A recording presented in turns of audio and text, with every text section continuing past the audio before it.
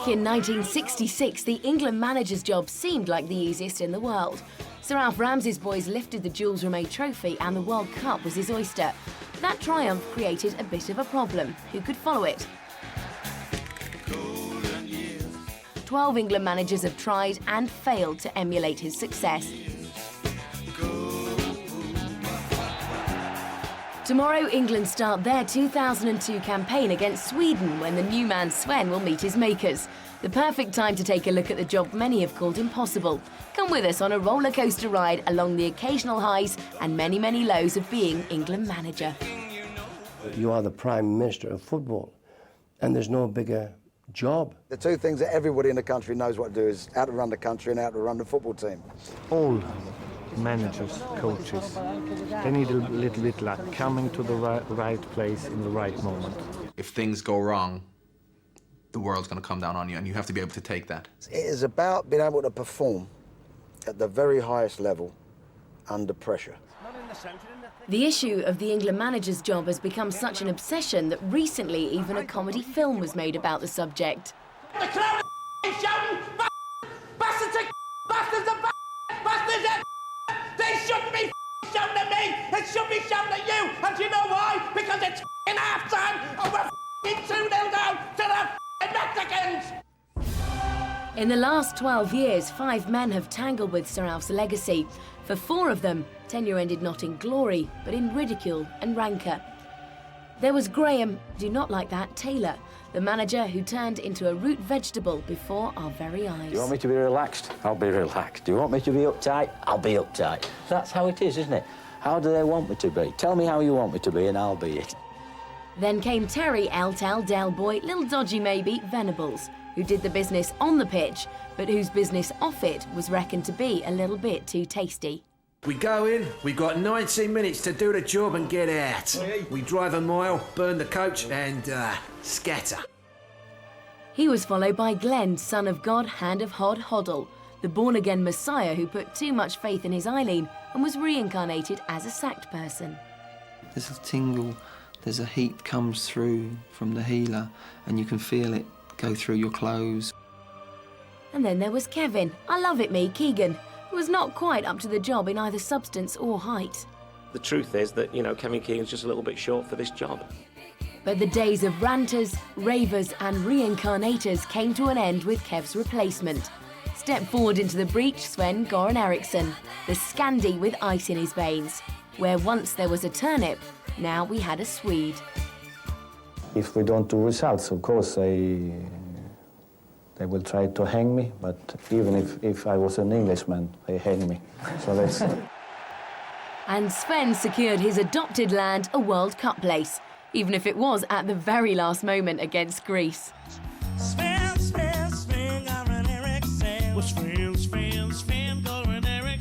On the verge of getting his honorary knighthood from his toniness, it seemed our Sven could do no wrong.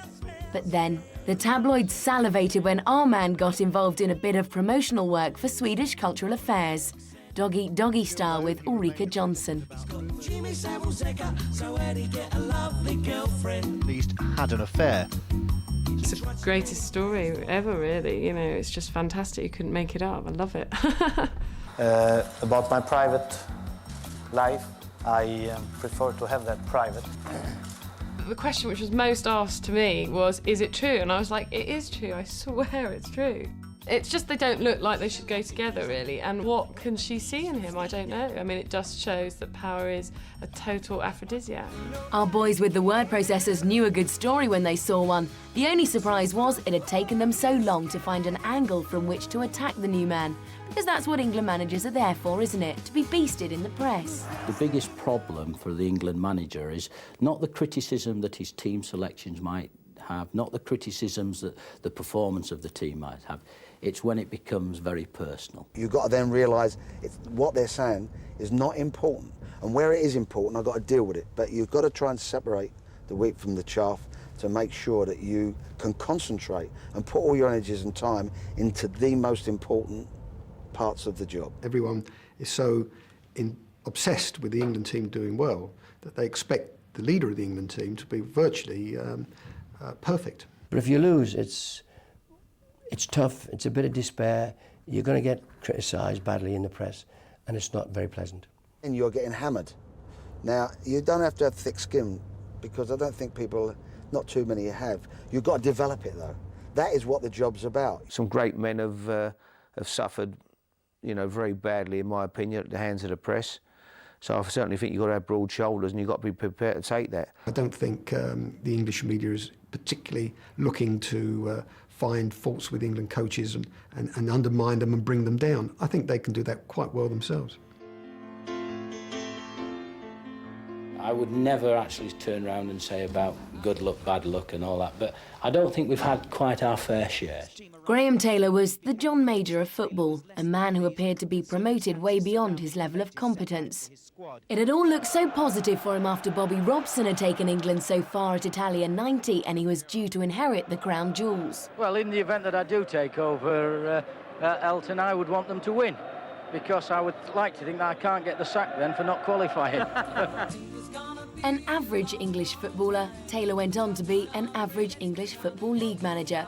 First at Lincoln, where his words of wisdom drove his players onto dizzy heights. We don't want to see any ball hitting any of the opposition. More sophisticated, I hate that word being used where football's concerned. And then at Watford, where he developed his tactical master plan by studying empty pitches.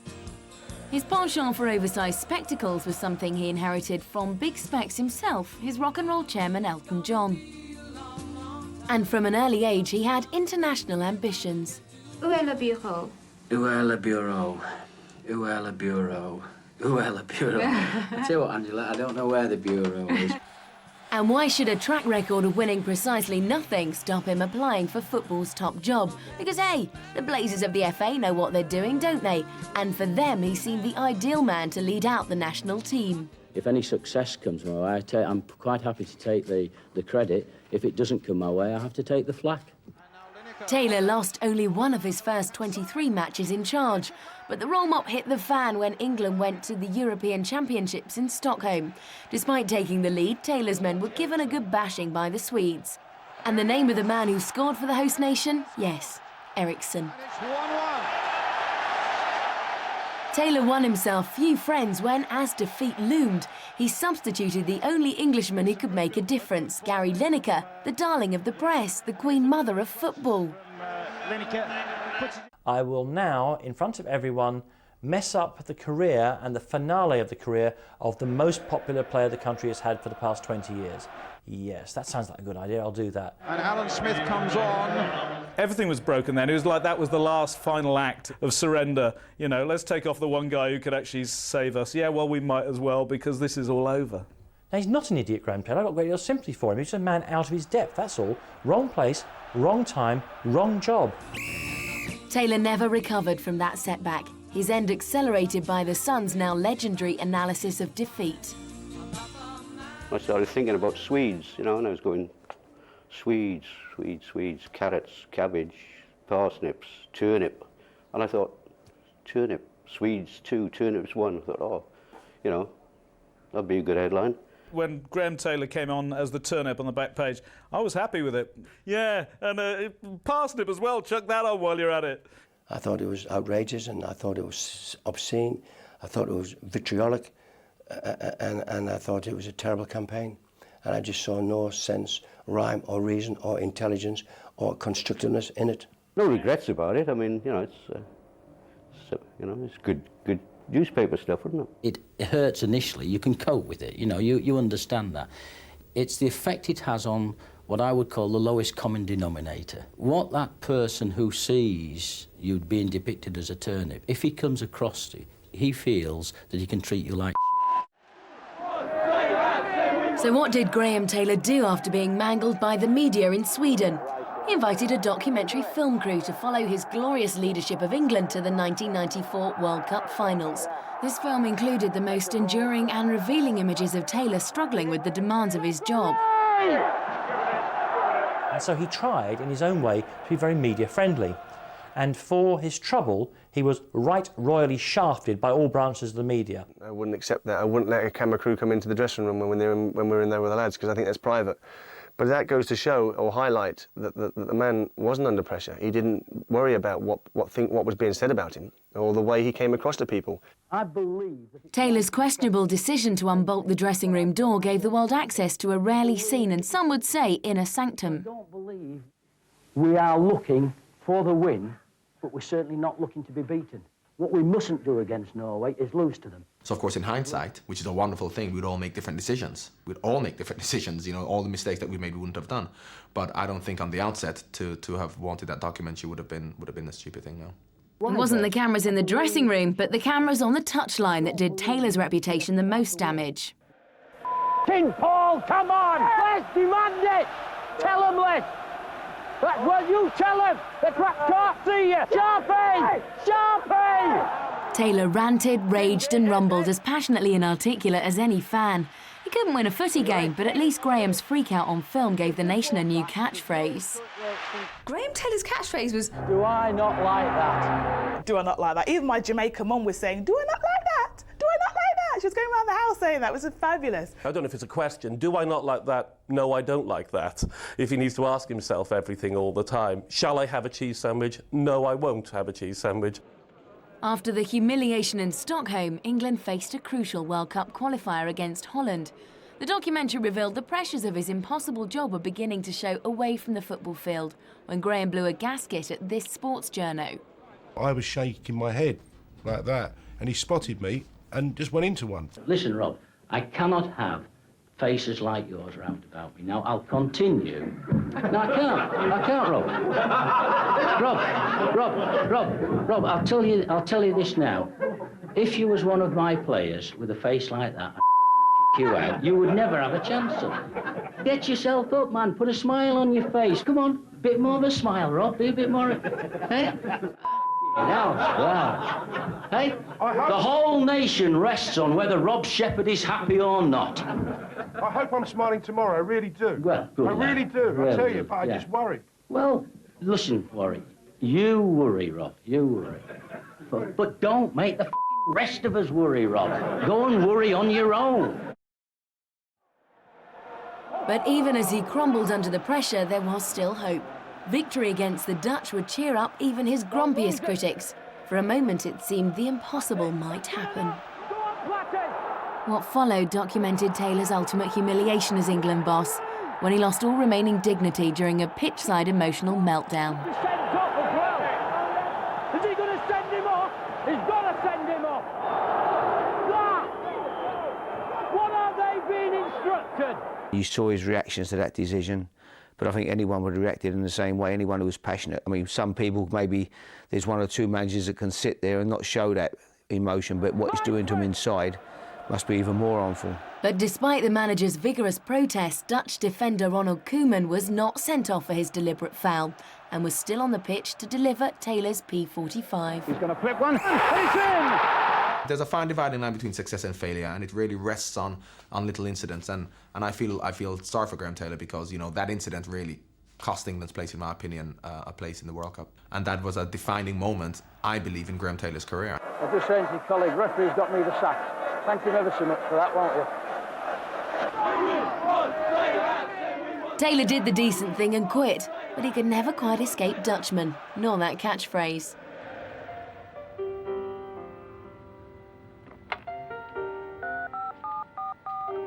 Yes, we could do that. Fine. What colour would you like the tracksuit? Orange? Do I not like orange? Pardon? It's just a joke, love. Blue, I think. If any man had a head big enough to fill the lion's mouth, it was Terry Venables. There's a new boss in town now, and it's me. We are your boss. Yeah, boys. Al Tao, what a character. He is the ultimate dodgy car salesman, isn't he? Crooner, likely lad gadabout from the earliest of days, Tal was a man with an eye for the main chance. What would you be doing if you weren't going to be playing football? Oh, I have no idea. That's all I can do. But football alone could never absorb all his energies. He liked to dabble in business, take his thingamywig, a hat come syrup. Not many did. But Tal was undaunted. As a coach, he was going places. First to Crystal Palace, where he found time to write the TV series Hazel. but we've got to see him down again. And I think there's no reason why we can't start off with that. Then to QPR, where he launched the first plastic pitch. Then to Spain, where he took his bouncing balls to Barcelona to absorb the local culture. Tell always liked a club, and on his return to England tried to buy one. But at Spurs, tea and sugar didn't mix, and they ended up in court over alleged financial irregularities. Tell lost his case and his job. Then England came calling, and he had something to sing about once again. And I got you under my skin, and I like you under my skin. He is the most astute, he is the best tactically, and critically, most importantly of all, he's fantastic with the players. And so I wasn't at all surprised. Why wouldn't England try and give it to the best England football coach? Well, it was a sort of weight of the people was wanting me to do the job, and I didn't feel that I would get it, but I did. You know, it was just a matter of having an interview and just agreeing to what everybody was saying. And there was things that they said I would have problems with. Here's some problems with court cases, and I said I wouldn't. I mean, he come from a working class background in Dagenham, and he was what he is the way he is, but doesn't make him any less knowledgeable on the game. An astute observer of the game on the pitch, he spoke the players' language off it. I want to be in the team, boss. Yeah, so do I, Mr. Venables. Can I be the captain, boss? No, I want to be captain. I'll leave it out, lads. I haven't made my mind up yet. Great bloke, great coach, he really was. Got on very well with his players. You know, he had a lot of respect from the players because he was sort of very down to earth and treated men as men. Terry's a completely different character. He's much closer to the players than any previous England manager. He's much calmer. He has lots of other interests, as we know, so Terry isn't completely engrossed in football. Tell liked his lads to large it, though on a pre-tournament trip to Hong Kong, some of them took his instructions lying down, ending up in the dentist chair. We had a situation where they had not been out for a while. I believe every now and again you've got to let your hair down. And they had a clearance. There was a private sort of party arranged for them. I think a member of the public took some photographs, and that's how it all got blown out. Obviously, if you had the time over again, you would try to make sure that that didn't happen. But I did give them permission. They didn't break the curfew. And I used that, and we all used that in our benefit. To say, well, we want the press and everyone behind us. But if you're not behind us, fine, we'll do it on our own. The headlines were awful, and some of the behaviour was ridiculous. I mean, going into the jump club was a daft thing to do, because it was always going to be full of punters, you know. So any player having a drink is going to have his picture taken. But you knew the press wasn't the public anyway, and the public actually were excited about that team. They were excited about the possibility of us playing good football in our own country. And good football in their own country was what they produced. None more so than the well-publicised occupant of the dentist chair, Paul Gascoigne, who celebrated the goal of the tournament by mocking media criticism of his refuelling habits.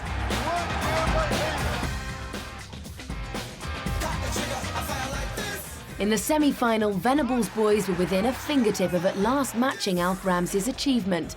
But as Gary Lineker once said, football is a simple game.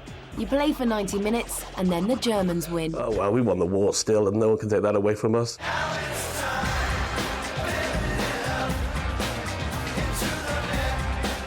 So near to success, with a team full of huge potential, Venables headed for the exit.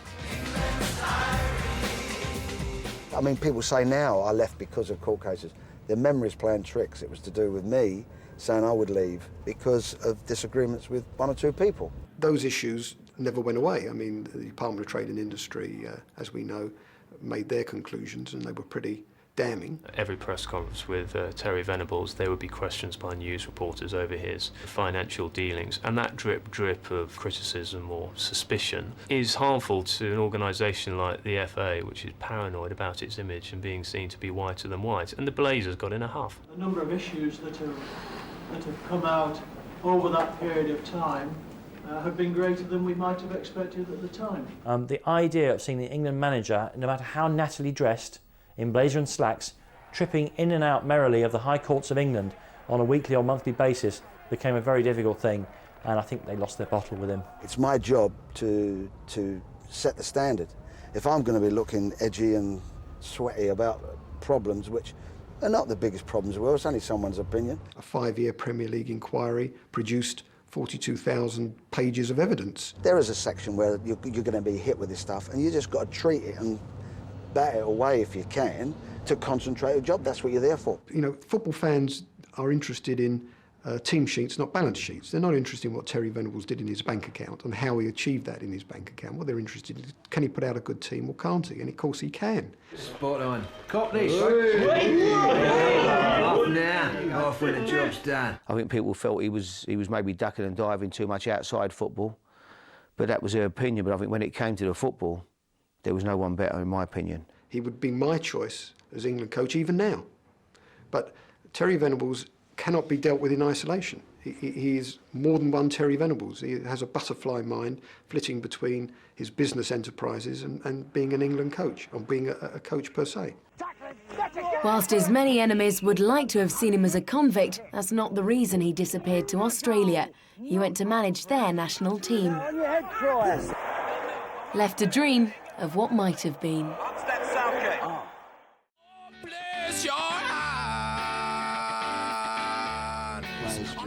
After Venables, the FA wanted somebody cleaner than clean and went for the hand of Hoddle. Glenn Hoddle was the best player of his generation, a man of extravagant skill, worshipped by Spurs fans from the moment they saw him. And this despite hair apparently fashioned in a poodle parlour. Yeah, well... He was dubbed the Messiah, a nickname given fresh meaning when, while on England duty in Israel, he found God. As they said at the time, even for Glenn, that was a heck of a pass. I attempted to read the Bible, but I couldn't make head or tail out of the Bible. It just went over my head. After Spurs, he was exiled to the wilderness in France, where he found comfort in the local places of worship. Aged just 38, he was offered the job he thought was his destiny. He became the youngest ever English manager. The man seemed touched by a guiding light. Just one thing, did he have to sing about it?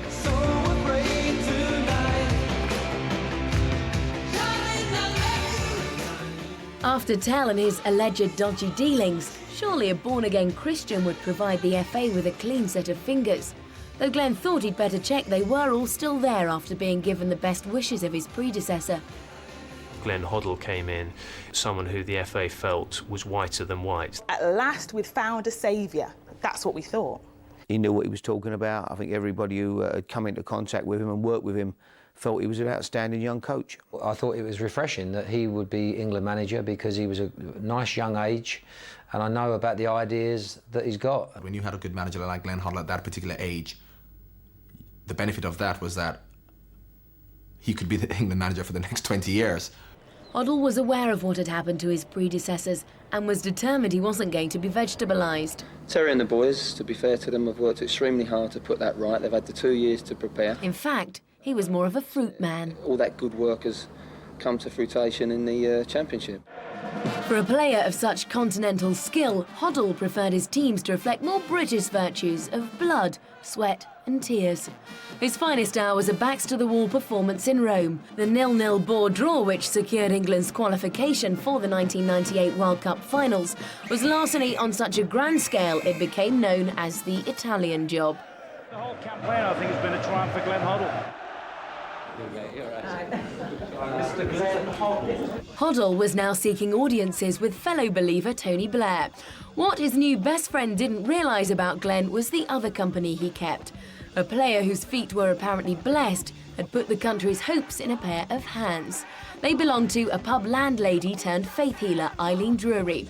She'd treated Hoddle for injury as a player and now put her mystic mitts at the disposal of his England team. I can't explain it. I mean, I know it works because I've known her and seen what has happened for not only footballers but normal people, if you like, showbiz people, people in my own family that I've sent to him. I sat and I concentrated on the part of his leg that was injured. And I looked at her as if, like, you know, what's that? In fact, if I remember correctly, I even put my hand on the area. I was digging my fingers in so deep. I used to say, don't tell anyone that you've come to me. This is weird.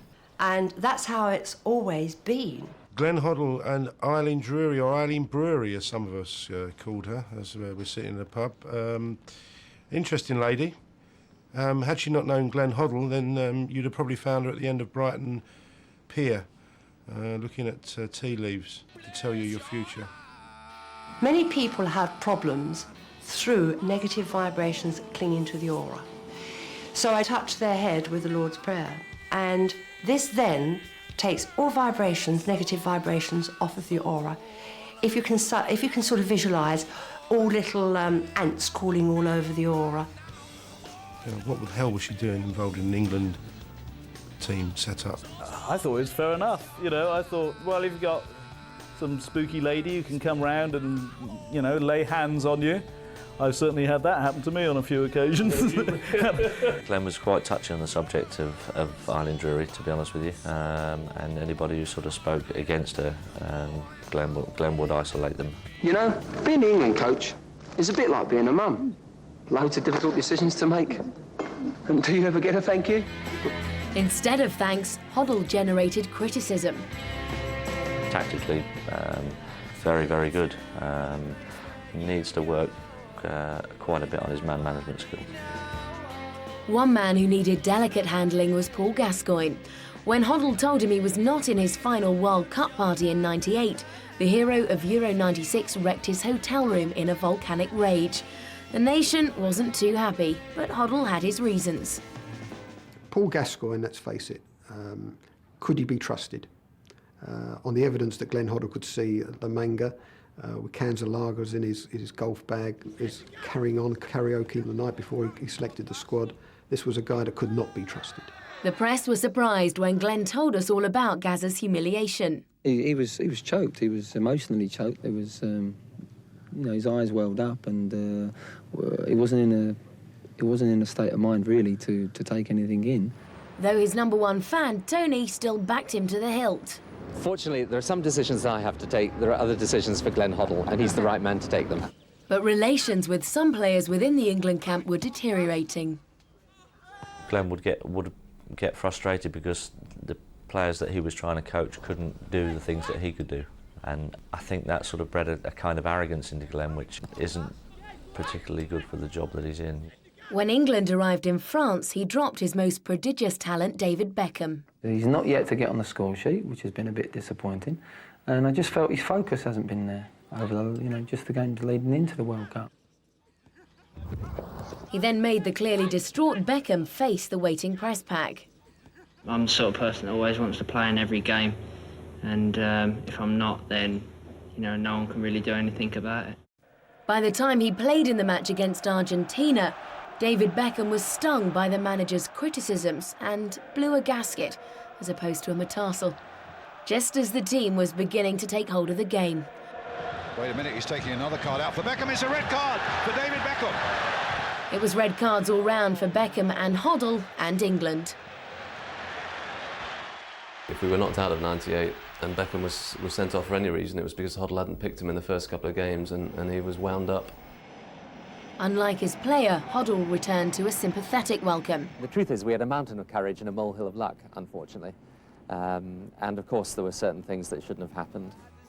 But the honeymoon with the press came to a rapid end when he published his World Cup diary, which many critics thought too intimate by far. I don't think there's anything in there that is going to be a problem to the players. There really isn't. And you know, as I say, it was a book of experiences, of my thoughts. The revealing of intimate details from the changing room in his World Cup diary.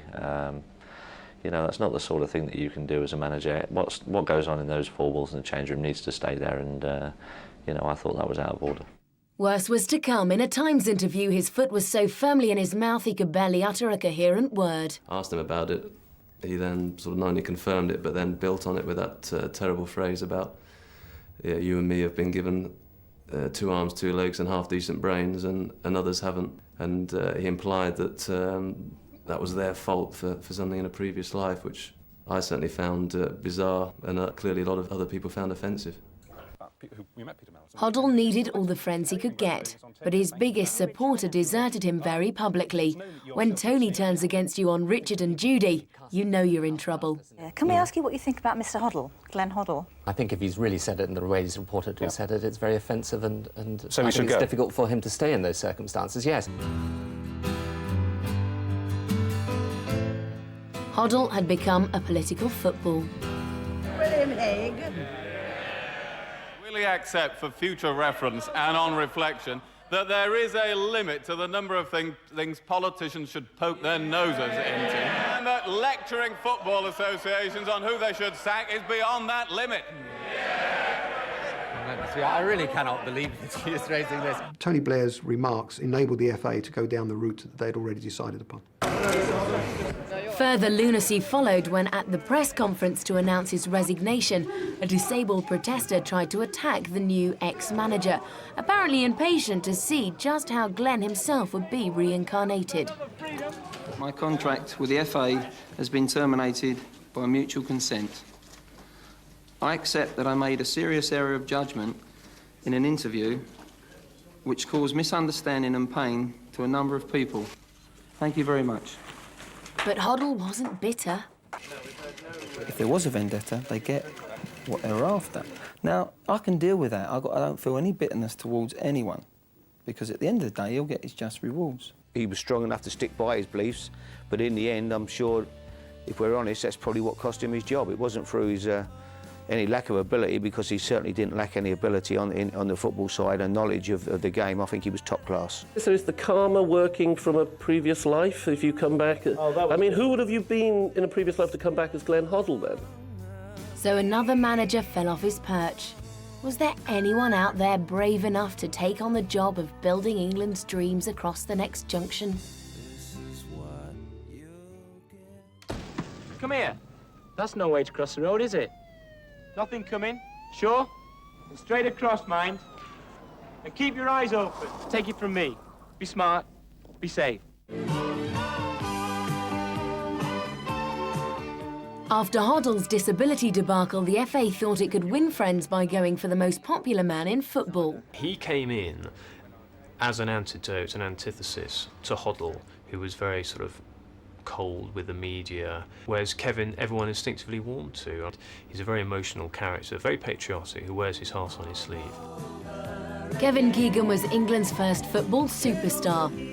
Not that you'd have known it when he first stepped out for Scunthorpe in the days when players still wore tank tops to train in. Even then, he seemed a man unsure if he could cope with pressure. Did you find it a bit tough? Yeah, at first very tough. Couldn't do much right, to be honest. Snapped up by Bill Shankly's Liverpool, he became the darling of the Kop and pioneered a hairstyle that became a Merseyside staple. Have perm, will travel, and Keegan took the biggest Barnet in sport with him to Hamburg. Here he became England's first footballing millionaire, despite never actually having to kick a ball. Ich gehe zurück auf meine Insel da und spiele nächstes Jahr für Southampton. Das war meine Entscheidung. Keen to continue winning now, he headed to Newcastle, where the locals fell in love. We're in heaven, we've got Kevin. He missed out on World Cup glory in 1982 due to injury, groin we assume, before making an emotional departure from the Geordie nation. Thank you very much for the last 2 years.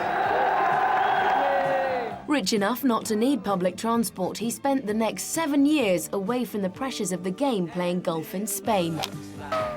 Finally bored by a life of leisure, he returned to manage his beloved Newcastle.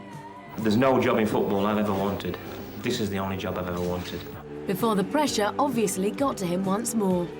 He was famously an emotional guy, and this was best demonstrated when he ranted under pressure on Sky TV. We're still fighting for this title, and he's got to go to Middlesbrough and get something.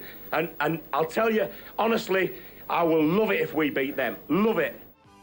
He clearly needed a break, and he was soon back in Spain working on his handicap. Soon the flibberty-gibbet flew back, this time in the capital, fronting the team from the local grocers. Despite swearing eternal love, his affair in the cottage was a short one.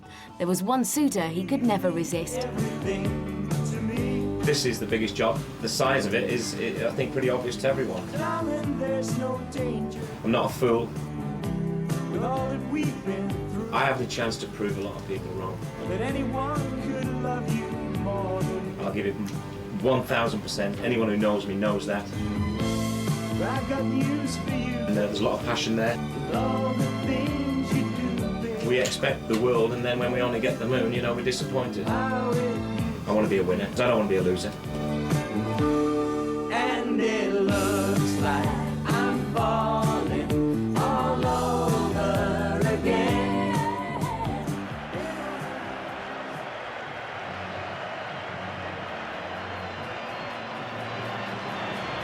He was the people's choice.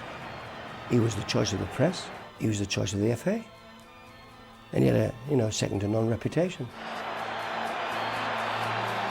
Mr. Keegan was, he's a very bubbly, outgoing man, and in certain environments that's very good. My first squad was with Keegan, and I thought he was great myself, With the great enthusiast at the helm, what could go wrong? Modelled in the manager's image, England would play with passion, patriotism and pride. Oh, it's goals! It is a hat-trick for Paul Scholes! Accentuating the positive, Keegan's boys demolished Poland in his first game. But as with all things Kev, it was an illusion. England just scraped into Euro 2000, losing the home leg of their playoff with Scotland along the way. England's chances were becoming as grey as the manager's hair.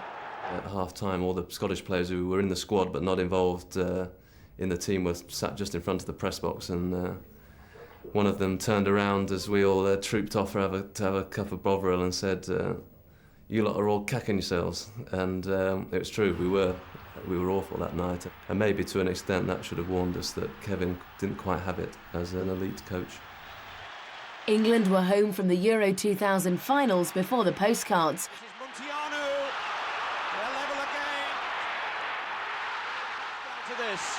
It's Romania. The doubts about his tactical competence and emotional stability ringing in the manager's ears. I just don't think he was sharp enough tactically to organise a team at international level. I just think he found the job maybe difficult. I think within 18 months, like every other England manager, you'll be on the back page of the Sun as a vegetable. Yeah, they asked me what vegetable I'd like to be, In the pouring rain at Wembley, Keegan met his nadir. Germany were the last visitors to the National Stadium before it was demolished. It was a World Cup qualifier. Emotions couldn't get any higher, nor could the manager's voice.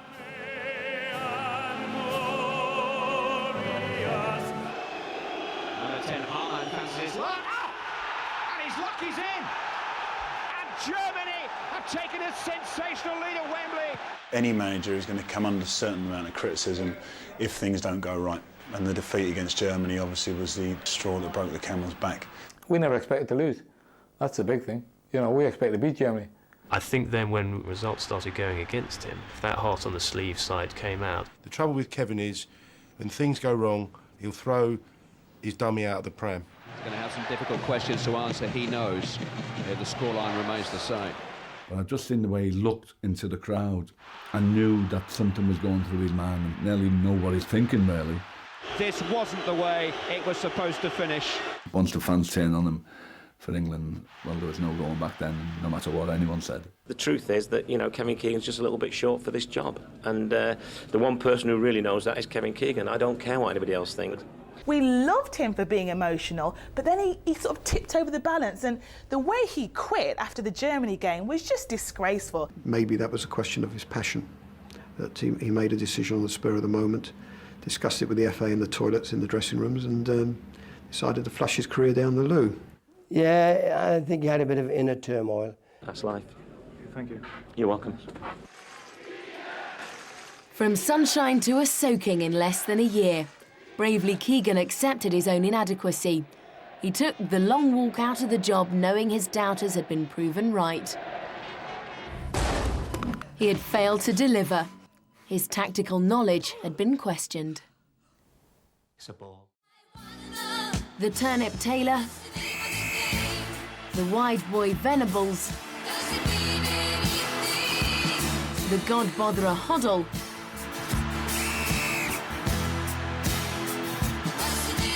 and the perm king Keegan. All had tried and all had been found wanting. Where was the FA to turn next? Still, after talking to a succession of turnips, makes a change talking to you, because you're a Swede, of course. I expect any moment now you will say that because I'm Swedish, I spend a lot of time watching videos and watching people in different positions. No, I wasn't... Actually, I do. Sven-Göran Eriksson had everything that was required for the job. He was sophisticated, smooth, and had a tandoori-coloured permatan. He was also very clever.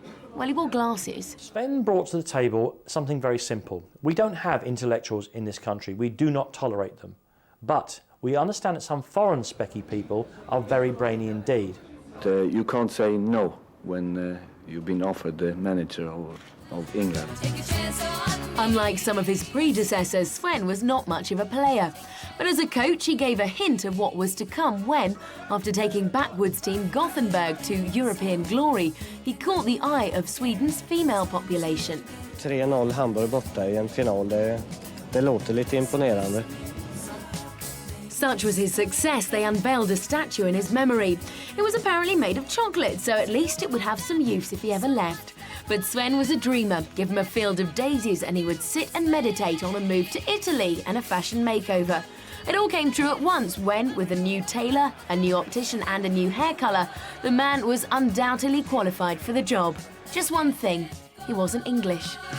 The modern type of footballer doesn't really need someone banging the table and yelling at him. What he needs is to be educated in international football. They need guidance. And I think Sven-Göran Eriksson, in particular, is that modern type of coach, vastly experienced, vastly knowledgeable, and I think he has all the credentials of the ideal England coach. Sven-Göran Eriksson. He's a lovely geezer, but don't forget that he's from Sweden. There were many who raised their hackles at the fact he was a foreigner. You would expect that we could get something from our own country, or we're doing something wrong in bringing our coaches through. England should be managed by an English man. I'm amazed that we have to have a foreign coach now. When I say that, I know Sven, I know him a long while, he's a good bloke and he knows his business and I wish him all the luck in the world, I do, but I can't help feeling a bit like that. The feeling initially for myself was one of concern, simply because England have always had English managers. But I think straight away it was obvious that the guy's good. But who cares where the manager comes from if he can get one over the old enemy Germany by masterminding the mauling in Munich? Gerrard from range, powers the shot. What a goal, Steven Gerrard! Oh, it was brilliant! Birthday, Christmas, New Year's Eve, all rolled into one. England are 3-1 up. Little Michael Owen, he put 3 past Ollie Kahn. And Ollie must have cried his eyes out. Down the Autobahn. The future of England football. Germany 1, England 5. What a night, what a result. The goal there to win 5-1 really made him a god, if you like. Sven-Göran Eriksson. Sven-Göran Eriksson has breathed new life into England. What a turnaround in 12 months. While his boys couldn't stop scoring on the pitch, he couldn't stop scoring off it. I don't know if I have a favourite. There are so many, and let me... No, I like them all. Odd, though, for a man so skilled at picking the team that he had such trouble deciding his own partner. This was a new departure for the press. A winning England manager. What were they to do? Oh, never mind. They did what they've always done. They made his life a misery. Meanwhile, in Berkshire, the TV presenter Ulrika Jonsson was also at home behind closed doors. Welcome to the club, Sven.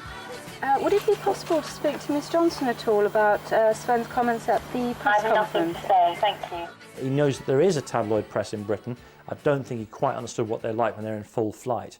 I don't say that anyway disparagingly, because I think if you're the England manager and you're sleeping with as famous person as Ulrika Jonsson, it is a matter of public interest. Of all the ones guaranteed to get the two of them into the papers, she was the one. Her bedroom appears to be wired up to the national grid in some way. It's not pleasant to be followed 24 hours a day. Not by one person, but about 20. But I can't do anything about it. So. Eriksson arrived with no preconceived baggage, but he's certainly acquired some. He's almost got a suitcase full of them at the moment. The idea that women will fancy Sven now because he's been Eureka is quite ridiculous, especially since the revelation that he does wear Stack shoes to make himself look taller. Eureka's nanny, who sold her story about Sven and Eureka, used to see them outside the bedroom. It was kind of like a sign that they were in there together and she shouldn't come in. Have the press found his Achilles heel, or at least another active part of his anatomy? Will the Swede become another back-page vegetable? As you see, I'm sitting here, and you see I'm dressed, so my intentions are to go on like this. What Sven has to do is keep the team playing well, and then he can have sex with everybody in Britain, and there'll be no problem. I'm looking forward to my go. Will the goals protect him? Tomorrow we will find out.